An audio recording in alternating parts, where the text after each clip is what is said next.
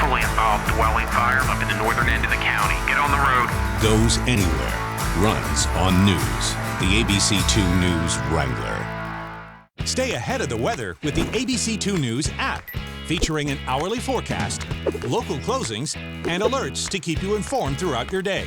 Download for free now. Just search WMAR in your app store. Stay ahead of the weather with the ABC2 News app, featuring an hourly forecast, local closings, and alerts to keep you informed throughout your day. Download for free now. Just search WMAR in your app store. Have you seen Harry? In Spanish es Harry. You're the cutest human being I've ever seen in my life. This is y'all's party. Harry. Tomorrow at 4 on ABC2. At night, you sleep, but news doesn't. That's why every weekday morning, Good Morning Maryland is here to catch you up and get ready for the day. Christian and Ashley have all the breaking news, so you're better informed to start your day. Lynette Charles, helping you prepare for whatever weather comes your way. And Lauren Cook, making sure your morning commute has no delays. Wake up with Good Morning Maryland, weekdays from 4:30 to 7 a.m.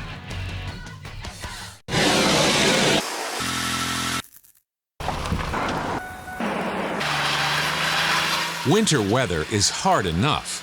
That's why we're here to make it easier. Maryland's most accurate forecast, only on ABC2.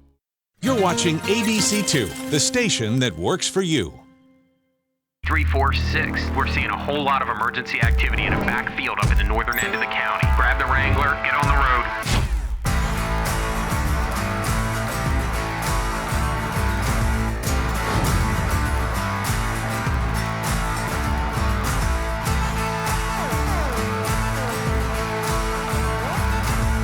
Goes anywhere.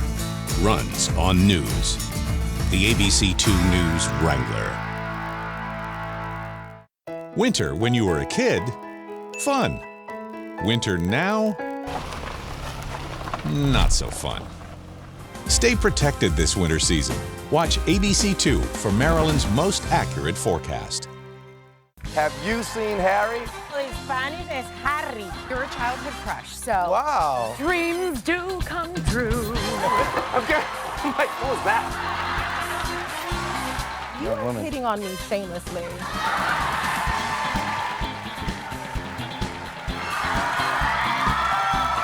You're the cutest human being I've ever seen in my life. This is y'all's party. Harry. Weekdays at 4 on ABC2. You're watching the station that works for you. Now, ABC2 News at 11. Thanks for joining us on ABC2 News at 11. I'm Catherine Hawley. The roller coaster weather continues in our area tonight. Right now, we are under a high wind warning and a severe thunderstorm warning. Let's get right to meteorologist Adrienne Green in the Weather Center. Adrienne, what do we need to know about these powerful gusts and possible storms? Yeah, it certainly could be damaging as we do head throughout the course of tonight. The severe thunderstorm warning, the areas here shaded in orange, those are areas that are where we're seeing imminent wind gusts moving in right now. You can see the line. It's not your typical severe thunderstorm warning. We don't have the very heavy rain, the lightning.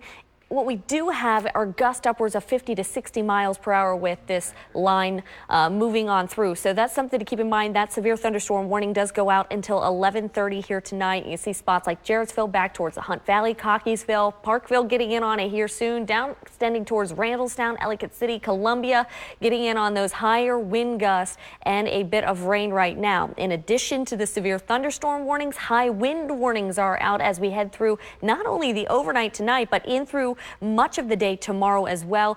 Winds also still going to be an issue for us as we head throughout much of your Monday. Gust upwards of 50 to 60 miles per hour also a concern then as well. I'll detail when better weather returns here across our region, along with some sunshine in just a little bit. Catherine? And you can stay up to date on the latest forecast as well as get breaking news alerts straight to your phone with our app. Just search WMAR in your app store. Breaking news from Oroville, California tonight, where a mandatory evacuation is in place. You're looking at the emergency spillway at the nation's tallest dam. It's the first time it's been used in its nearly 50-year history. Rain and melting snow caused water to severely erode the spillway, and now officials are worried that it could fail, unleashing uncontrolled floodwaters from Lake Oroville onto the community. The dam itself is not in danger. This is a live look at the State Operations Center in Mather, California, where officials are working to coordinate the response to the spillway event. The Department of Water Resources there is planning to use helicopters to drop rocks to fill in the hole in the spillway to stabilize the water flow. And bad news for the Towson University Tigers. Senior basketball player John Davis was hurt in a drive-by shooting outside his Philadelphia home last night. Head coach Pat Scarry says Davis stayed in Philly after Towson played Drexel Saturday so he could be at the dedication of the birth of his son. We're told Davis was outside his family home when someone drove by and started shooting. Davis has been released from the hospital, but it's not clear if he will be able to play for the rest of the season. Maryland Natural Resources Police recovered the body of a man today who had been missing since November. Officials say the remains of 52-year-old Roger Grisham were discovered on the Virginia shoreline, 63 miles from where the Hughesville man went missing.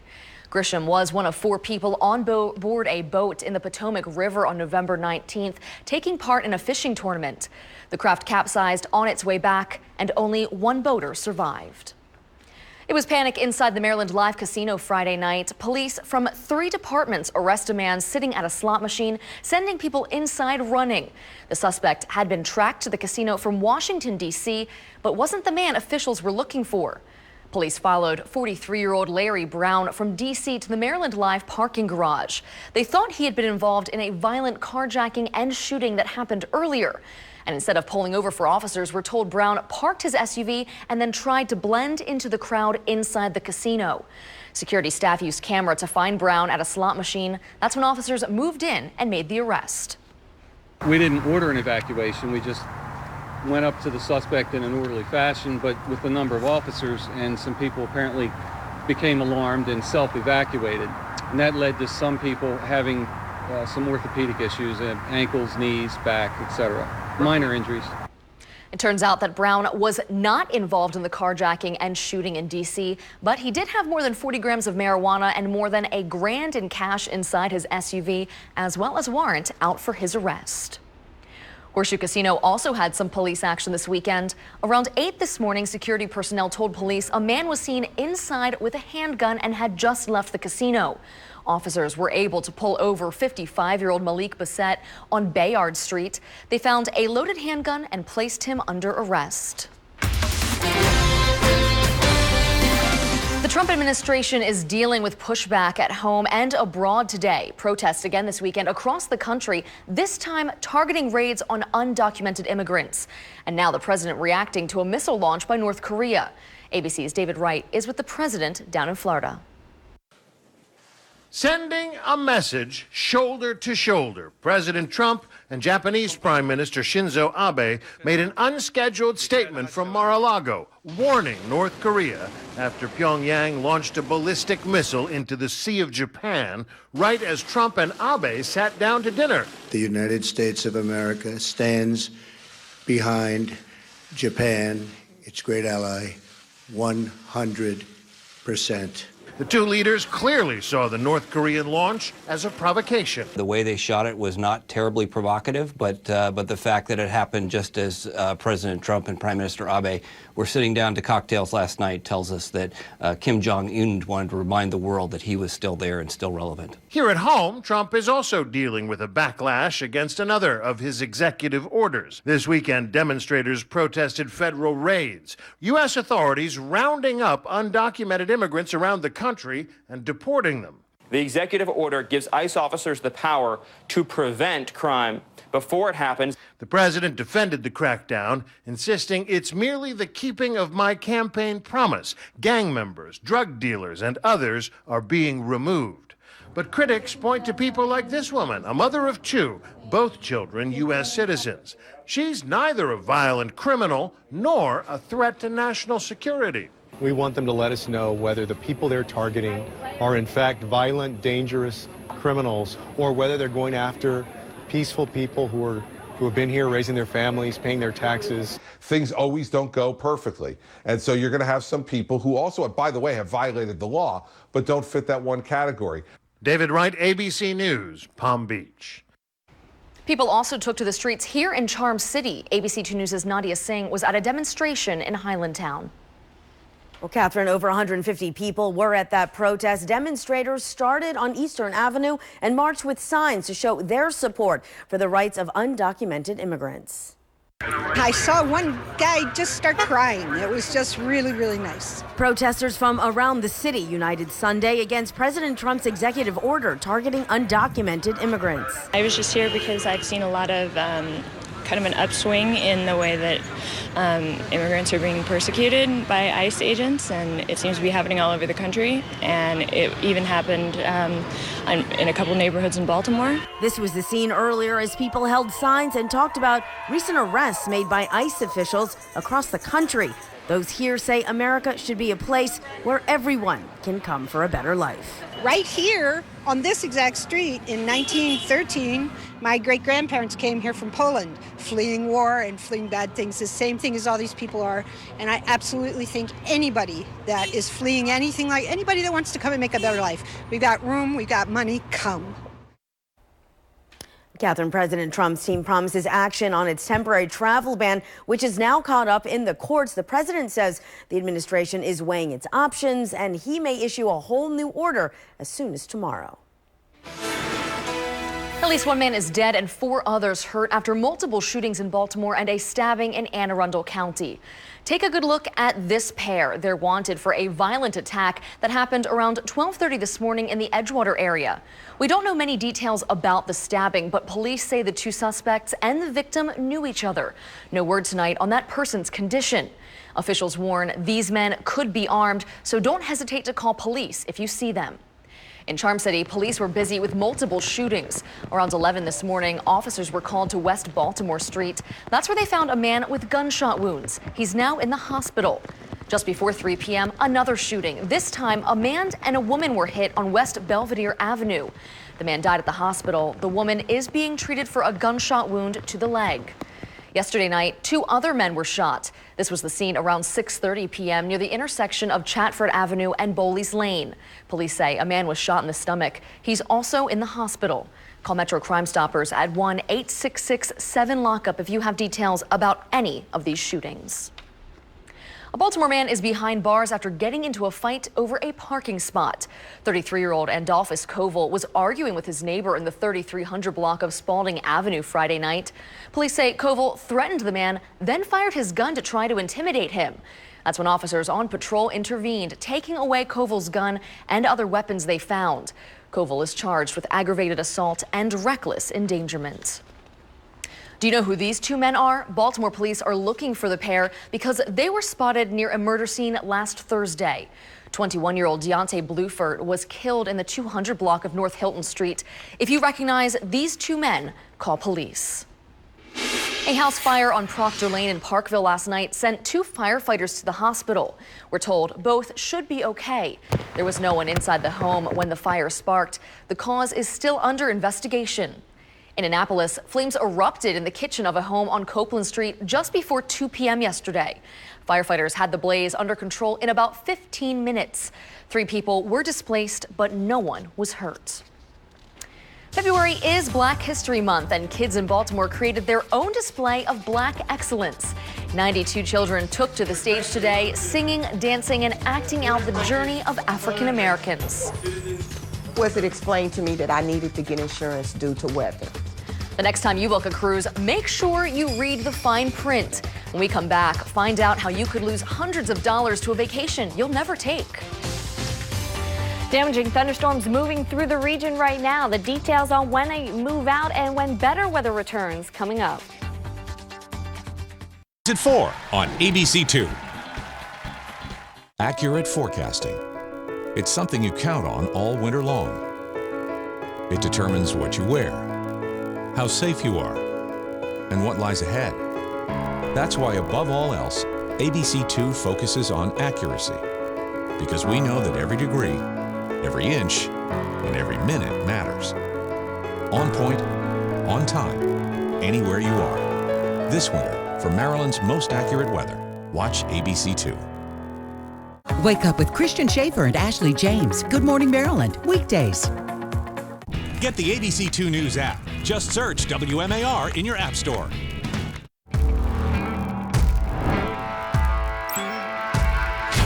We've got a fully involved dwelling fire up in the northern end of the county. Get on the road. Goes anywhere. Runs on news. The ABC2 News Wrangler. Stay ahead of the weather with the ABC2 News app, featuring an hourly forecast, local closings, and alerts to keep you informed throughout your day. Download for free now. Just search WMAR in your app store. Stay ahead of the weather with the ABC2 News app, featuring an hourly forecast, local closings, and alerts to keep you informed throughout your day. Download for free now. Just search WMAR in your app store. Have you seen Harry? In Spanish es Harry. You're the cutest human being I've ever seen in my life. This is y'all's party, Harry. Tomorrow at 4 on ABC2. At night, you sleep, but news doesn't. That's why every weekday morning, Good Morning Maryland is here to catch you up and get ready for the day. Christian and Ashley have all the breaking news, so you're better informed to start your day. Jerome. Sad news in the entertainment world tonight. Music fans are mourning the death of jazz pop musician Al Jarreau. The 7-time Grammy winner died this morning at the age of 76, just a week after announcing on Twitter that he was hospitalized for exhaustion.